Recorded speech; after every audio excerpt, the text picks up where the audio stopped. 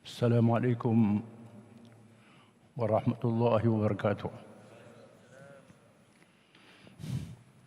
Alhamdulillahi bini'matihi tatimmus salihat.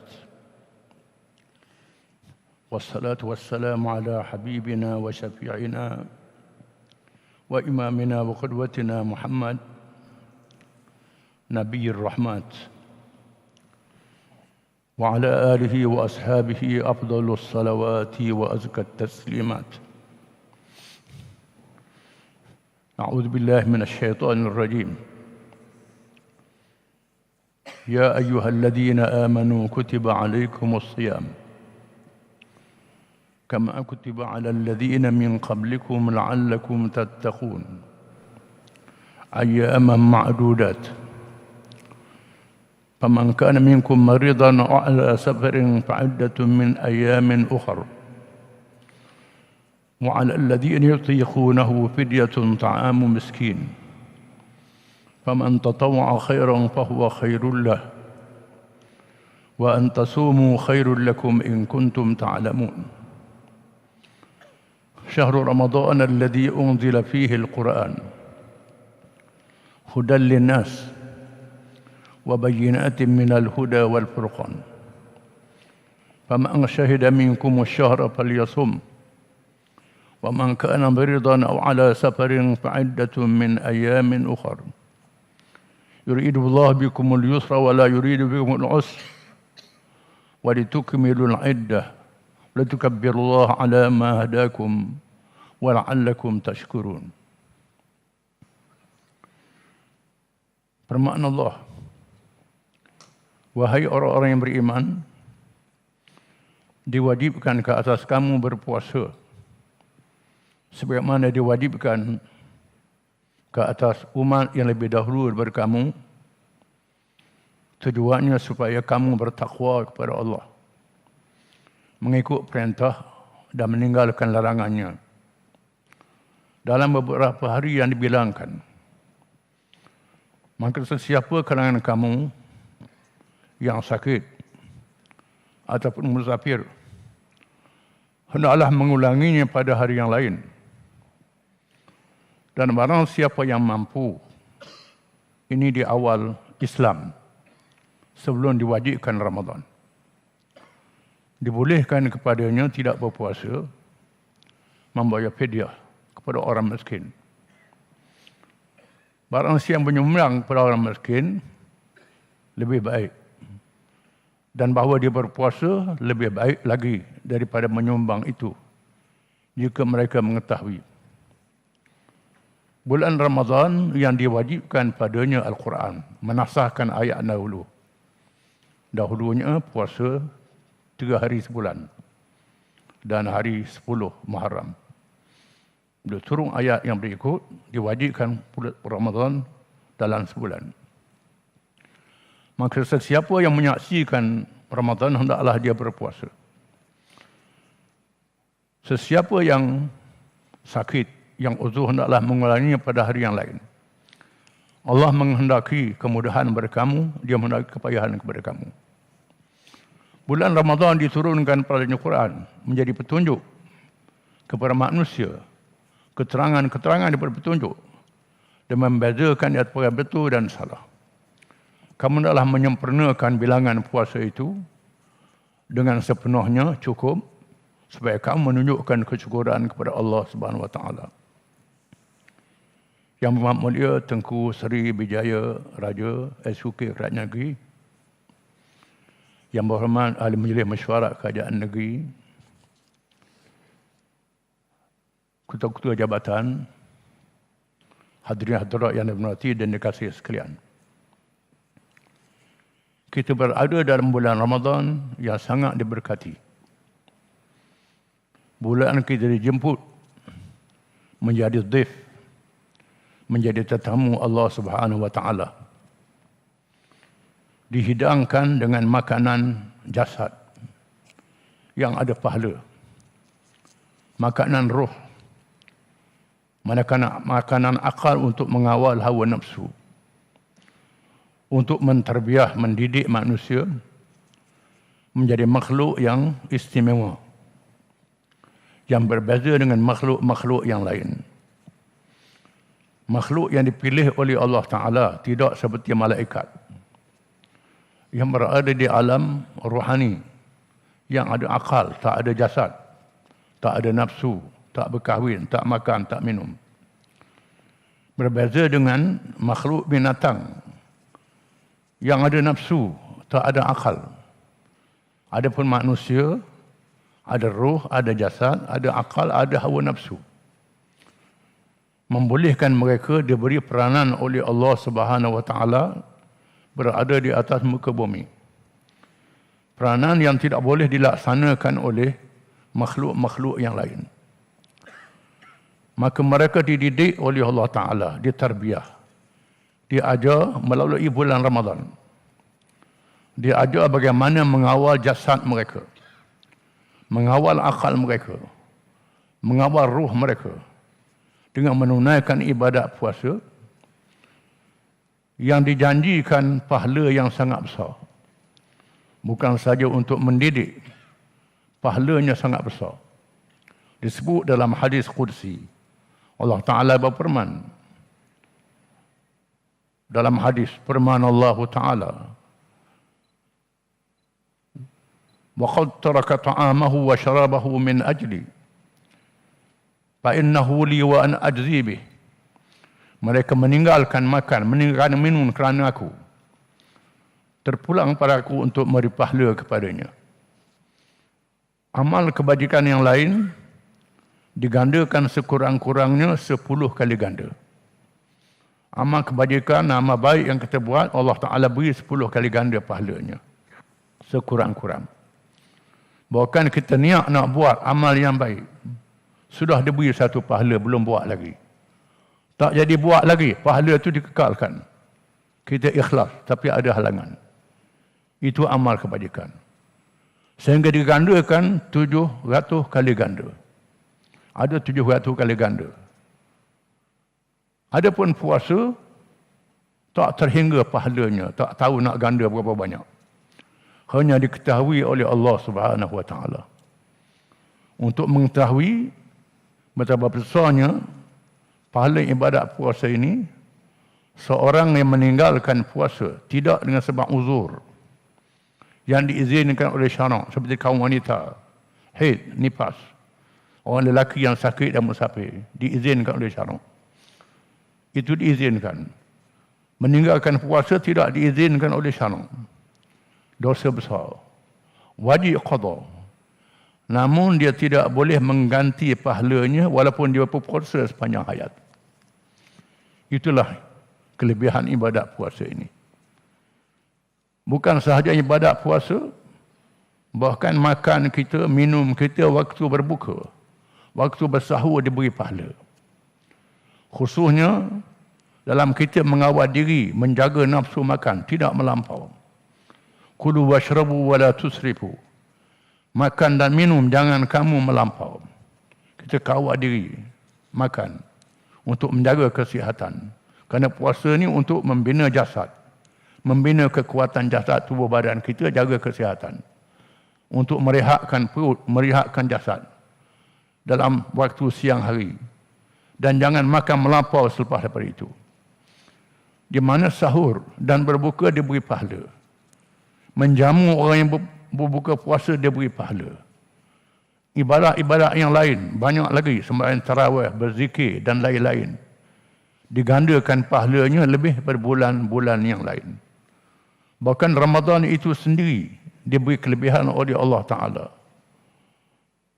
Di antaranya sabda Nabi SAW, As-salawatul khamsu wal jumu'atu ilal jum'ah wa ramadanu ila ramadan mukaffiratun lima bainahunna idza ijtunibat al-kabair. Sembahyang 5 waktu di celah-celahnya. Jumaat dalam masa seminggu, waktu di celah, hari di celah-celahnya. Ramadan dalam masa setahun, bulan-bulan di celahnya. Diampunkan sebab Ramadan itu dosa-dosa yang kecil. Sekiranya kita meninggalkan dosa-dosa yang besar. Adapun dosa-dosa yang besar memerlukan taubat dengan syarat-syarat taubat yang sungguh-sungguh. dengan yang hati ikhlas kerana Allah Ta'ala. Allah Ta'ala mengampunkan dosa yang besar. Inna Allah la yaghfiru an yushraka bih wa yaghfiru ma aduna dzalika liman yasha. Allah Ta'ala tidak mengampun dosa orang yang syirik, yang melantik Tuhan yang lain daripada Allah. Dalam ibadat, dalam urusan kehidupannya, Allah Ta'ala tak ampun. Kecuali dia mengucap semula. Dosa-dosa yang lain diampun oleh Allah Ta'ala. Orang yang minum arak, yang berzina, yang tinggal sembahyang, yang makan riba. Lepas itu dia tinggal, dia bertaubat, dia ampun oleh Allah Ta'ala. Dengan syarat ikhlas taubatnya. Sungguh-sungguh dia mau meninggalkan dosa itu, tak mau buat lagi. Tiba-tiba dia tak boleh kawal hawa nafsu, buat dosa lagi. Dia buka lagi pintu taubat. Selagi nyawa belum sampai ke halqum, selagi matahari belum naik dari arah barat, itu luahnya pintu taubat. Disebut dalam hadis kursi, wahai hamba-hambaku, sekiranya kamu datang kepadaku dengan dosa sepenuh langit dan bumi, aku datang kepadamu dengan keampunan sepenuh langit dan bumi juga. Itu luahnya keampunan Allah Subhanahu wa Ta'ala. Disebut dalam hadis-hadis yang banyak.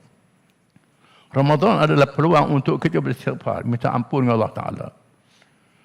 Ramadan mentarbiah kita menjadi orang yang bertakwa kepada Allah Ta'ala. Bila kita mengawal diri kita daripada perkara yang membatalkan puasa ataupun membatalkan pahala puasa. Ada perkara yang membatalkan puasa, yang membatalkan pahala puasa. Puasa tak batal, pahalanya batal. Seperti mengumpat, bercakap, mencarut dan sebagainya, memaki hamun. Itu membatalkan pahala puasa. Kita puasa, kita sabar. Tahan benda-benda itu. Walaupun puasa tak batal, pahala tak batal juga. Mendidik kita, menahan diri daripada membatalkan pahala puasa dan membatalkan puasa itu sendiri. Untuk mentarbiah, mendidik kita menjadi orang yang bertakwa kepada Allah Ta'ala. Sifat takwa ini sifat yang ada dalam hati. Bukan boleh lakon-lakon. Bukan boleh buat-buat. Sabda Nabi SAW, At-taqwa hahuna. Takwa di sini, ditunjuk ke dalam dadanya. Takwa perasaan yang ada dalam hati manusia. Yang boleh mengawal dirinya, menunaikan perintah Allah, meninggalkan larangannya. Sifat takwa melahirkan integriti yang banyak diucap pada hari ini. Melahirkan syakhsiah, mengawal diri, menunaikan tugas dengan sebetul-betulnya. Bukan sahaja dalam hubungan dengan Allah, termasuk dalam hubungan dengan manusia. Kerana Allah Ta'ala jadikan manusia ini satu makhluk yang berbeza dengan malaikat, berbeza dengan binatang. Ada sifat-sifat dia sendiri. Allah Ta'ala telah menetapkan 3 peranan manusia di atas muka bumi yang lebih daripada malaikat. Yang pertama, tugas manusia ialah beribadat kepada Allah Ta'ala. Wa ma khalaqtul jinna wal insa illa liya'budun. Dan aku tidak jadikan jin dan manusia melainkan supaya mereka itu beribadat, memperhambakan diri kepadaku. Yang kedua, tugas untuk mengurus, mentarbih urusan dalam dunia ini. Firman Allah Ta'ala, wa idh qala rabbuka lil malaikati inni ja'ilun fil ardi khalifah qalu ataj'alu fiha man yufsidu fiha wa yasfiku ad-dima' wa nahnu nusabbihu bihamdika wa nuqaddisu lak qala inni a'lamu ma la ta'lamun. Dan ingatlah apabila Tuhan berkata kepada malaikat, bila Tuhan nak jadikan manusia yang pertama Nabi Adam AS, wahai malaikat, aku nak jadikan satu makhluk yang dinamakan manusia. Tugasnya untuk mengurus, mentarbih bumi. Khilafah, iqamatuddin, wa siyasatud dunyawi. Menegakkan ajaran Allah dan mentarbih dunia. Mentarbih urusan dunia dengan ajaran Allah Subhanahu wa Ta'ala. Malaikat berkata, bertanya Tuhan untuk minta penjelasan. Bukan untuk lawan, untuk engkar. Adakah engkau nak jadikan satu makhluk yang akan melakukan kejahatan, yang menumpahkan darah? Padahal kami sentiasa memuji-memujimu, bertasbih, beribadat selama-lamanya. Mengapa tak tugas kami, wahai Tuhan? Tuhan jawab, Inni a'lamu ma la ta'lamun. Aku tahu apa yang kamu tidak tahu. Kerana tugas di atas muka bumi ini mengurus makhluk-makhluk yang lain. Memerlukan makan, minum, mentarbih dan segala-galanya, bercocok tanam, berniaga dan sebagainya. Tugas ini tak boleh dilakukan oleh malaikat. Tak ada kelayakan pada malaikat. Hanya manusia yang boleh buat. Maka tugas manusia ialah mengurus urusan dunia ini. Itu salah satu tanggungjawab. Yang ketiga ialah menunaikan tanggungjawab amanah melaksanakan syariat Allah Subhanahu wa taala. Firman Allah taala, "Inna aradna al-amanata 'ala as-samawati wal-ardi wal-jibal, fa abayna ahyaminha wa ashfaqna minha wa hamalaha al-insan innahu kana zaluman jahuda." Sesungguhnya kami telah memamerkan, membentangkan satu perkara yang dinamakan amanah, tanggungjawab, kepada langit, bumi, bukit, buka dan gunung ganang, supaya mereka bersedia untuk memikulnya. Tiba-tiba langit, bumi, bukit, buka yang besar, yang gagah, yang hebat itu takut, gerun untuk memikulnya. Bila mengetahui kalau tak tunai, dihumbam dalam neraka. Makhluk-makhluk ini takut. Lalu manusia dibebankan tugas ini. Sesungguhnya manusia itu sangat zahir, sangat zalim, lagi sangat jahil. Kecuali mereka yang mengikut perintah Allah Subhanahu wa taala. Contoh yang ditunjukkan oleh Nabi Ibrahim alaihissalam. Itu contoh manusia yang jalankan tugas. Wa idibtala Ibrahim rabbuhu bikalimatin fa atammahun. Qala inni ja'iluka lin-nasi imama. Qala wa min dhurriyyati. Qala la yanalu ahdi az-zalimin. Dan ingatlah bila Allah menguji Ibrahim alaihissalam dengan perintah-perintah yang hebat, perintah yang berat. Lalu Ibrahim menunaikan perintah Allah. Lalu Tuhan berkata, "Wahai Ibrahim, aku jadikan kamu imam, pemimpin. Pemimpin yang mengurus, yang mentarbih urusan dunia ini." Ibrahim menjawab, "Wa min dzurriyyati, wahai Tuhanku, jadikah juga zuriat keturunanku, anak-anak cucuku."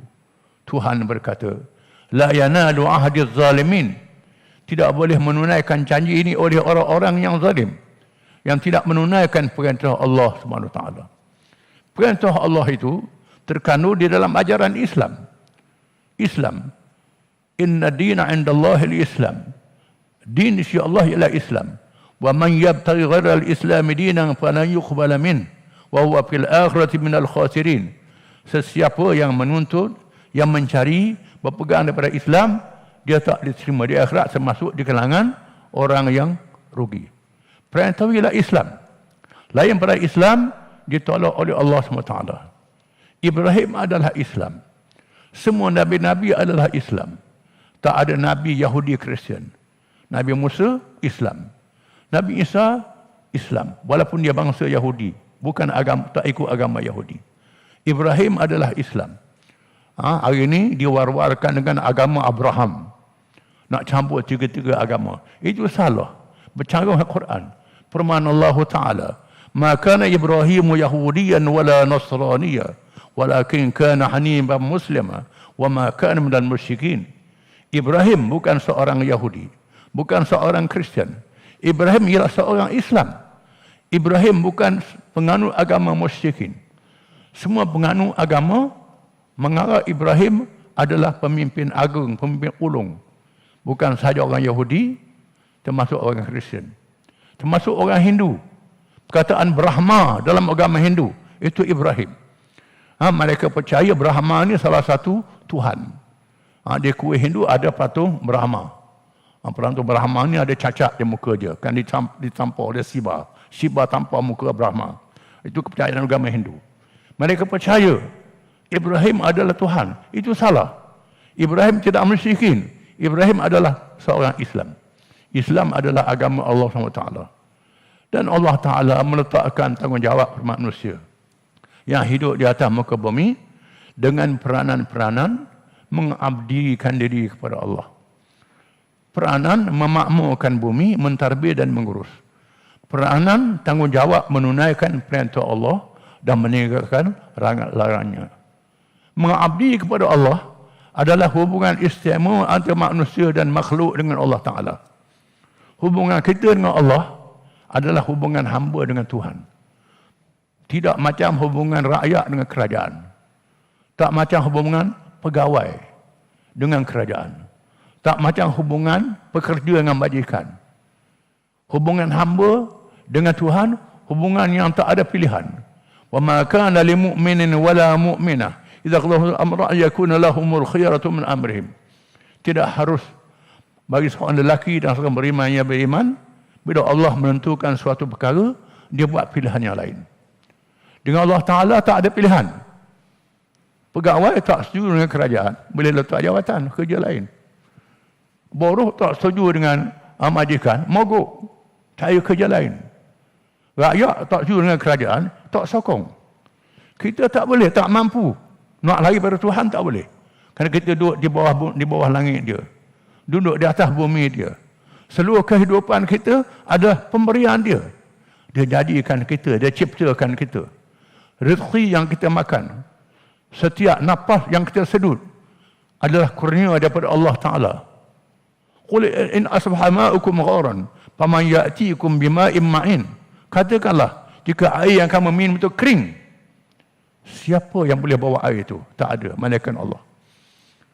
Kita ada duit, tak boleh makan, kedarah duit. Ada emas, tak boleh telan emas. Rezeki daripada Allah Ta'ala menunjukkan bahawa kita mesti memperhambakan diri kepada Allah. Maka tak ada pilihan. Dan kita mesti urus dunia ini. Tarbiyah dunia ini. Bukan sahaja dalam masalah ibadat, termasuklah berniaga, termasuklah mengurus, mentadbir, memimpin manusia, cocok tanam dan segala-galanya. Itu di bawah perintah Allah Ta'ala. Ada hukum halal haram, harus dan tidak harus, boleh dan tidak boleh. Maka Allah menugaskan malaikat untuk mencatat semua amalan kita. Malaikat ni bukan saja duduk di tepi tikar semayang, catat kita semayang. Malaikat catat kita duduk di kebun, kita duduk di pejabat, duduk dalam bilik, bergaul dengan isteri, kita berniaga, kita bekerja. Dari mana duit kita ambil, bagaimana kita membelanjakan. Belanja ada faedah, kita ada faedah. Semua dicatat oleh malaikat. Kita bercakap, apa hasibtum annama khalaqnakum abasa wa annakum ilayna la turja'un. Adakah kamu kira kami jadikan kamu begitu sahaja? Kamu tidak dipanggil balik kepada aku. Kamu akan dipanggil balik setelah kamu dimatikan. Kullu nafsin dha'iqatul maut. Tiap-tiap orang akan mati dan dipanggil oleh Allah Ta'ala. Ditanya dalam kubur, dibangkitkan semula, dihisap semua amalannya. Seluruh kehidupan manusia ada kaitan dengan perintah Allah Ta'ala. Larangan Allah Ta'ala. Bukan hal-hal semayang, puasa, zakat dan tasbih saja. Semua gerak-geri kita, semua dihisap, dikira di hadapan Allah Ta'ala. Ada baik, ada buruk, ada harus, ada yang tak harus. Mesti mengikut perintah Allah Ta'ala. Jadi ibadat puasa melatih kita menjadi orang yang patuh pada Allah Ta'ala, yang taat pada Allah Ta'ala. Kita sanggup tinggal makan minum, padahal makan minum ini adalah rukun hidup. Kalau tak makan mati, tak minum mati. Tetapi Tuhan kata, sekejap, waktu siang hari jangan makan, jangan minum. Lapar, kena tahan, kena sabar.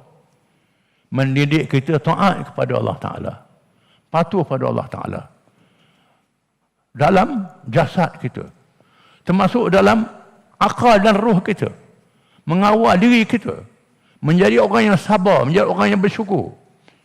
Bila kita letih, lesu puasa, kita sabar. Bila makan, kita bersyukur pada Allah Ta'ala. Alhamdulillah. Dua-duanya ada pahala. Mendidik jadi orang yang syukur dan jadi orang yang sabar. Nabi kita berdoa, Allahumma ja'alni syakura, Allahumma ja'alni sabura, Allahumma ja'alni fi ayni saghira wa fi a'yunin nasi kabira. Itu doa Nabi. Ya Allah, ya Tuhanku, ij'alni syakura. Jadilah aku orang yang bersyukur di atas nikmat-Ku. Waj'alni sabura. Jadi orang yang sabar menghadapi ujian ini. Allahumma ja'alni fi ayni saghira wa fi a'yunin nasi kabira. Dan jadikan aku, pada pandangan aku kecil, pada pandangan orang nampak aku besar tak apa. Jangan aku nampak aku besar, orang tengok aku kecil je. Kita berasa kita besar. Jangan. Kita berasa kita ni kecil, tawaduk, merendah diri. Itu doa yang dari Nabi SAW. Ibadat puasa mengajar kita hal-hal ini semua. Bila kita lapar, ingat bagaimana orang tak ada duit, yang tak ada belanja, tak ada makan, tak ada minum, orang yang susah. Kita kena ingat. Bila kita kenyang, kita kenal bagaimana nikmatnya kenyang itu. Ini mendidik kita, mentarbiah jasad, mentarbiah roh kita jadi orang yang taat kepada Allah Ta'ala. Adalah menjadi satu hikmah yang besar. Allah Ta'ala mendidik manusia jangan jadi macam, tak jadi macam malaikat, tak jadi macam binatang. Ada manusia yang terjadikan lebih tinggi pada martabat malaikat.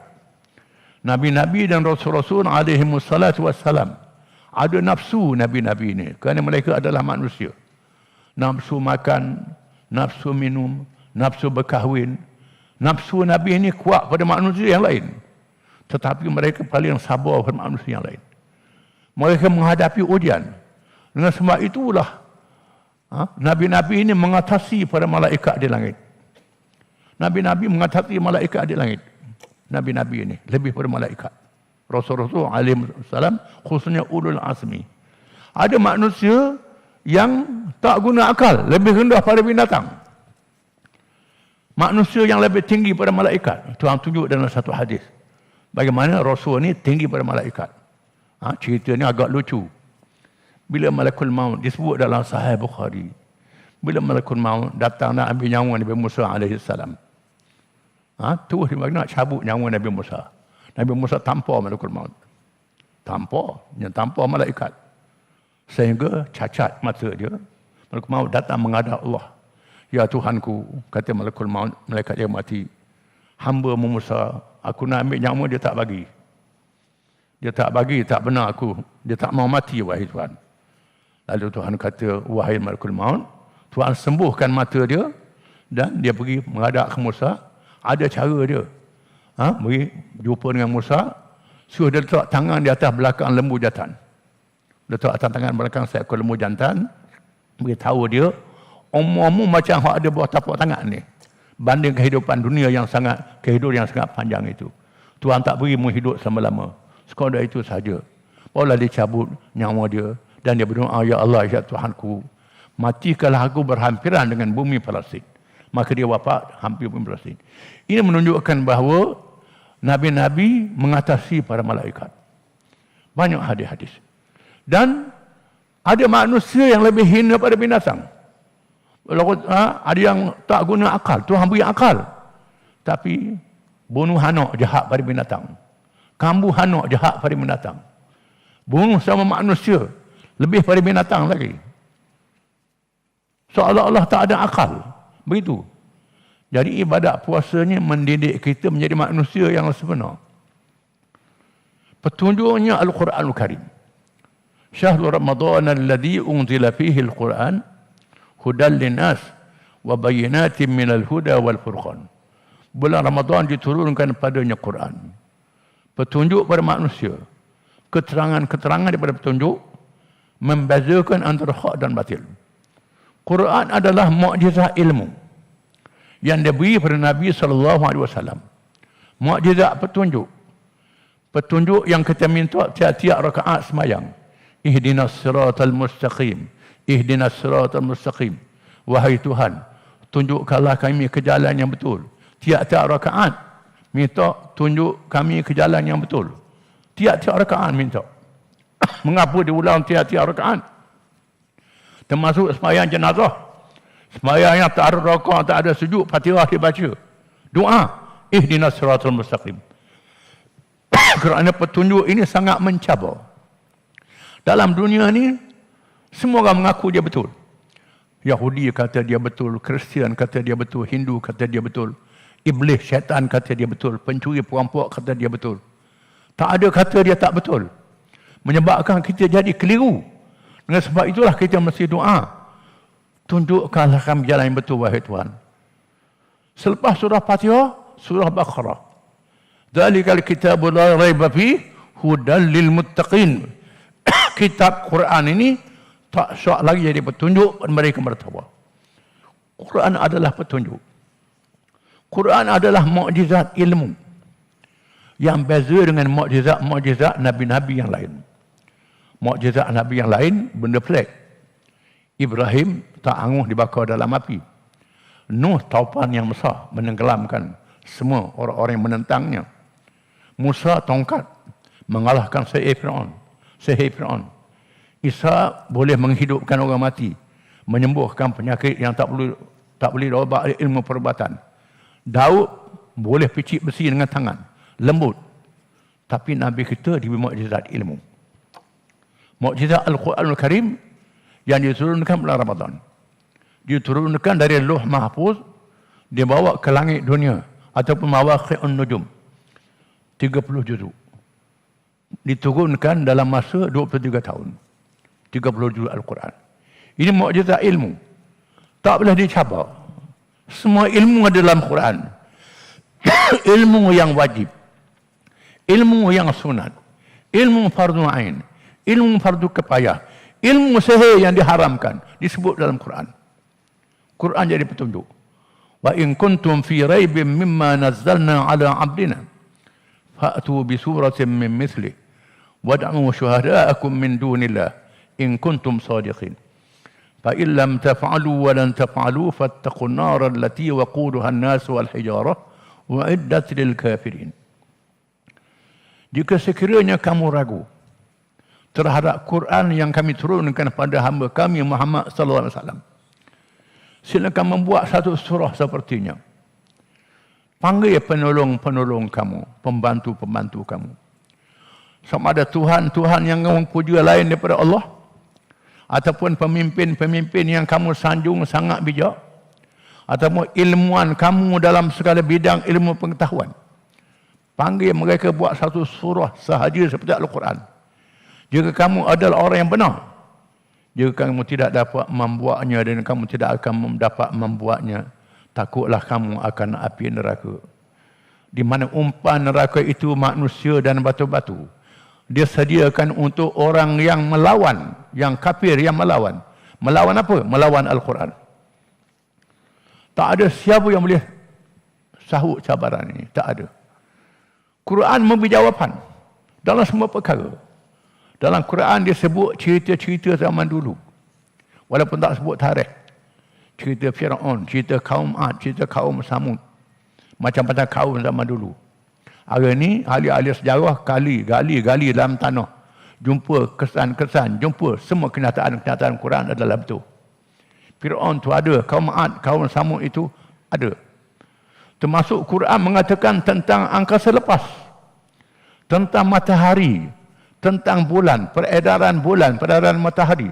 Wasyamsu tajri li mustaqarrin laha. Matahari beredar mengikut ketetapan Allah. Tepat di mana peredaran dia. Saintis buat kajian tentang matahari, tentang bulan, tentang macam-macam. Banyak saintis-saintis yang baca Quran masuk Islam. Kajian dia selama ni salah. Kalau buat kajian itu berlawanan dengan Quran betul, kajian dia salah. Dalam masalah angkasa lepas, dalam masalah politik, dalam masalah ekonomi, masalah sosial. Kita melihat manusia dalam keadaan resah pada hari ini. Menghadapi masalah ekonomi, masalah politik, masalah macam-macam. Masalah moral, masalah jati diri manusia. Kerana meninggalkan petunjuk Al-Quran. Kita menyaksikan di abad yang lalu, keruntuhan blok komunis Soviet Union hancur lebur. Kita menyaksikan tanda-tanda kemusnahan liberal kapitalisme Barat dan pengikut-pengikutnya. Yang menandakan kegagalan. Islam mengharamkan riba. Orang anggap riba ni keperluan ekonomi. Islam mengatakan tidak, itu menindas. Hari ini nyata, riba adalah menindas peringkat antarabangsa, peringkat negara, peringkat syarikat, peringkat individu. Menindas diharamkan oleh Allah Ta'ala. Kena cari apa yang ditunjuk oleh Quran. Quran adalah benar. Halal dan haram. Mengapa diharamkan babi mendatangkan penyakit? Diharamkan berzina, liwat, mendatangkan penyakit. Diharamkan bangkai, mendatangkan penyakit. Semua yang diharamkan mendatangkan penyakit. Yang dihalalkan adalah baik. Ini petunjuk Quran adalah benar. Mesti benar petunjuk Quran ini. Maka Allah Ta'ala pilih Quran diturunkan bulan Ramadan. Bulan kita sanggup meninggalkan makan minum kerana perintah Allah Ta'ala. Begitulah kita kena ikut perintah yang ada dalam Quran ini. Selamat kita dunia dan akhirat. Dan Allah Ta'ala pilih bulan Ramadan juga. Bulan berlakunya perlawanan antara hak dan batil. Walau la daf'ullahi an-nasa ba'dhum bi ba'd la fasatil ard. Kalau Allah tak jadikan manusia berlawan antara yang benar dan yang salah, musnah bumi. Allah Ta'ala izinkan yang benar melawan yang salah. Walaupun siapa berperang, diizinkan oleh Allah Ta'ala. Siapa berperang. Tetapi peperangan adalah penyelesaian yang paling akhir. Kalau boleh berdebat dulu. Jangan berperang lagi, berdebat dulu. Tapi mesti lawan. Maka Allah Ta'ala pilih bulan Ramadan. Berlakunya pertemuan antara hak dan batil. Peristiwa Badar. Berlaku pada Ramadan. Peristiwa Badar Kubra berlaku bulan Ramadan. Peristiwa Ain Jalut berlaku bulan Ramadan. Peristiwa Badar banyak kita baca. Nabi terpaksa berlawan dengan pemimpin-pemimpin Mekah dari kalangan keluarga dia sendiri, anak beranak dia sendiri yang kenal Nabi, yang tahu perangai Nabi, yang tahu akhlak Nabi. Nabi seorang yang benar, seorang yang baik, seorang yang jujur. Tetapi tak mau ikut Nabi. Kenapa? Kerana ikut yang benar ni susah. Ikut yang betul ni susah. Tak boleh ikut hawa nafsu, jadi susah. Sudahlah, begitu. Mereka lawan Nabi. Kupur bala tentera. Betapa beratnya rasa hati Nabi menghadapi keluarga dia pada hari peperangan Badar. Anak beranak dia sendiri, Abu Bakar dengan anak dia, Nabi dengan pak saudara dia, sepupu, pak dua pupu dia yang datang dari Mekah untuk menyerang dia. Tetapi Islam masih dipertahankan. Sehingga Nabi berdoa kepada Allah Ta'ala, Allahumma in tahlik hadihil isabah la tu'bad. Ya Allah, ya Tuhanku, kalau binasalah pasukan yang kecil ini, tak ada lagi orang yang sembahmu, wahai Tuhan, di atas muka bumi. Dalam masa yang sama, Abu Jahal berdoa kepada Allah, Allahumma aqta'un al-rahim wa atana bima la yu'raf fa'inhul ghadah. Ya Allah, ya Tuhanku. Abu Jahal pun Allahumma juga berdoa. Ya Allah, ya Tuhanku, inilah Muhammad, orang yang memutuskan silaturahim, orang yang membawa ajaran yang sesat. Binasakanlah dia pada hari ini. Abu Jahal berdoa, Nabi berdoa. Sama-sama berdoa. Pening juga kita. Ya, ini pun semaya hajat, ini pun semaya hajat. Ini pun doa. Sama-sama doa belaka. Tapi Allah Ta'ala, Quran menentukan mana yang benar dan mana yang salah. Maka berlaku peristiwa Badar. Allah Ta'ala menangkan Islam. Sehingga Islam berjaya. Disebar ke seluruh pelosok dunia. Berkembang. Adalah suatu perkara dia anggap mustahil. Islam yang tegak di bumi Arab yang kering kontang, yang tak ada hasil, tak ada kekuatan ekonomi, membina jati diri manusia, membina syakhsiah manusia dengan iman, dengan takwa, dengan kekuatan akhlak yang mulia, disertai ilmu yang memberi manfaat, menakluk dunia, menjatuhkan dua kuasa besar Parsi dan Rom. Dan Islam berkembang seluruh pelosok dunia, dan Islam mengambil ilmu-ilmu yang memberi manfaat daripada seluruh manusia, menolak ilmu yang memberi mudarat. Maka orang Islam membina tamadun. Orang Islam dulu buat hospital, orang Islam dulu buat jam, orang Islam dulu buat cek, orang Islam dulu buat bank. Semua orang Islam. Yang memulakan adalah Islam. Kita tak tahu. Bila Nabi berhijrah dari Mekah ke Madinah, Nabi tugaskan Sayyidina Ali supaya memulangkan barang-barang simpanan di rumah Khadijah binti Khuwailid radhiyallahu anha. Di mana orang bukan Islam percaya pada Nabi. Nabi adalah amanah. Rumah Khadijah adalah bank. Adalah bank rumah Khadijah itu. Dan bila Saifuddaulah Al-Hamadani membawa anggota-anggota dia yang ramai belanja makan, nak pikul duit emas, duit perak berat, lalu tulis pada kertas, suruh pergi ambil di Baitul Mal. Ini muamalah cek yang pertama dalam sejarah manusia. Bila berlaku sahabat-sahabat yang duka di medan perang, Nabi bina khemah dekat Masjid Nabawi. Ini adalah teori hospital. Teori hospital dalam sejarah manusia. Semua orang Islam mula belaka.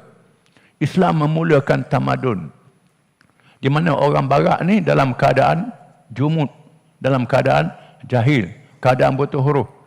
Bila mereka jajah negeri kita, mereka bukan saja angkut biji besi, biji emas, biji perak. Mereka angkut buku-buku yang ditulis oleh ulama-ulama Islam dalam macam-macam ilmu.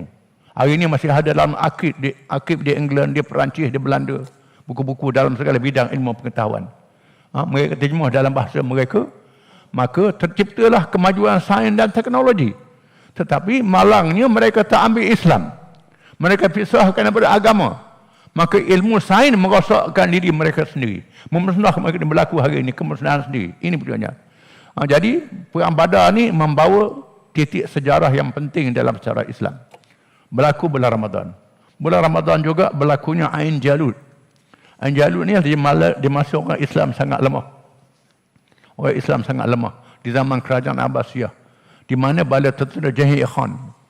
Selepas Jahil Khan berlaku anak dia, sambung bala tentera yang sangat ganas menakluk seluruh dunia, sehingga mereka menakluk Baghdad. Baghdad pusat kerajaan Abbasiyah ditakluknya, dan mereka bunuh sehingga berjuta manusia bunuh.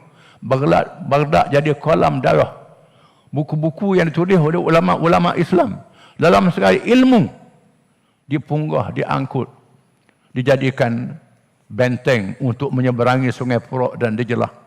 Sehingga air sungai jadi hitam oleh dakwah tulisan ulama-ulama Islam. Mengikut pada adatnya, hancur dah Islam ni, habis. Semua ilmu tak ada. Tapi Allah Ta'ala pelihara ilmu ni bukan dalam buku saja. Dia pelihara dalam ingatan para ulama. Dalam ingatan boleh tulis balik. Bila kaum Tatar mengganas masuk ke Syria, masuk ke Palestin, dan masuk ke Mesir, maka muncul Sultan Zahir Baybars, Sultan Zahiruddin Baybars daripada bangsa Turki, bukan orang Arab, orang Turki, memimpin dunia Islam menentang tentera Tatar dalam perang Ain Jalut yang berlaku bulan Ramadan, menyebabkan slogan yang dilaungkan oleh Zahir Baybars, wa Islamah, selamatkan Islam yang tersayang. Selamatkan Islam yang tersayang. Menyebabkan orang Islam bangkit bersama dengan Sultan Zahir Baybars dan menentang kemarahan tentera Tatar. Mereka dapat mengalahkan kaum Tatar. Kaum Tatar dikalahkan. Bukan saja kalah. Apa yang menarik, orang Islam berjaya mengislamkan kaum Tatar. Kaum Tatar ni terkenal dengan ganas, jahil, bunuh orang. Bila dia kalah, dia masuk Islam. Dan mendirikan kerajaan Mughal di India. Mendirikan kerajaan banyak di wilayah-wilayah Islam ni. Mereka jadi tokoh-tokoh Islam. Tak ada dalam sejarah manusia, Ibn Khaldun kata, sejarah manusia, bila negeri dijajah, rakyat terpengaruh dengan penjajah, akan ikut penjajah. Akan ikut bahasa dia, ikut cakap dia, ikut istilah dia, ikut pakaian dia, ikut budaya dia. Tapi dalam sejarah Islam, orang Islam berjaya mengislamkan kaum Tatar. Kaum Tatar yang menjajah orang Islam dikalahkan dan mereka masuk Islam, menjadi pejuang-pejuang Islam, menumbuhkan kerajaan Islam di India beberapa abad lamanya. Ini kehebatan Islam berlaku dalam Ramadan. Jadi Ramadan ni betul-betul dianggap sebagai Yaumul Furqan, hari yang membezakan betul dan salah. Bulan yang sangat besar fadilatnya. Jadi kita kena sedar bulan yang mulia ni banyak kelebihan-kelebihannya. Satu perkara lagi, Allah Ta'ala hadiah pada kita bulan Ramadan yang kita ambil manfaat. Nabi bersabda, "Salasatun la turaddu da'watuhum al-imamul adil was-shaimu hatta yuftir wal mazlum." Tiga jenis manusia yang Tuhan tak tolak doa dia. Tiga jenis manusia ni kalau dia berdoa, Tuhan terima doa dia. Yang pertama, pemimpin yang adil. Pemimpin yang adil mengikut perintah Allah Ta'ala, meninggalkan larangannya. Kalau dia berdoa, Tuhan terima doa dia. Yang kedua, orang yang puasa sehingga dia berbuka. Jadi masa berpuasa ni, masa dia perkenankan doa sehingga berbuka. Perkenan doa ni mesti bukan kita doa hari ni nampak selalu dalam sekelip mata. Kadang-kadang Tuhan taruh doa kita tu nak beri masa akan datang. Kita tak sedar. Dia tak beri lagi. Kita doa-doa pasal apa tak jadi doa ni? Tak jadi. Tuhan nak suruh kita sabar. Beri pahala sabar. Dia nak balas lebih lagi. atau nak balas pada hari akhirat. Kemudian yang ketiga, orang yang kena zalim. Dan sebab itu jangan kita buat zalim kepada orang. Walaupun orang kafir, walaupun orang bukan Islam, kita buat zalim pada dia, dia mengadu pada Allah Ta'ala terima pengaduan dia. Orang kena zalim ni sangat bahaya. Jangan buat zalim pada orang. Jadi yang penting Ramadan ni peluang kita berdoa pada Allah Ta'ala, kita ambil betul-betul berdoa sepanjang masa, khususnya waktu kita berbuka puasa, waktu sahur, waktu mana-mana sahaja kita berdoa pada Allah Ta'ala. Jadi saya rasa itulah perkara yang dapat saya sumbangkan dalam majlis yang tidak seperti ini. Mudah-mudahan Allah Ta'ala berkati perjumpaan kita semua. Cukup sekadar itu dan jalankan tugas dengan seterusnya. Wabillahi taufiq wal hidayah. Wassalamualaikum warahmatullahi wabarakatuh.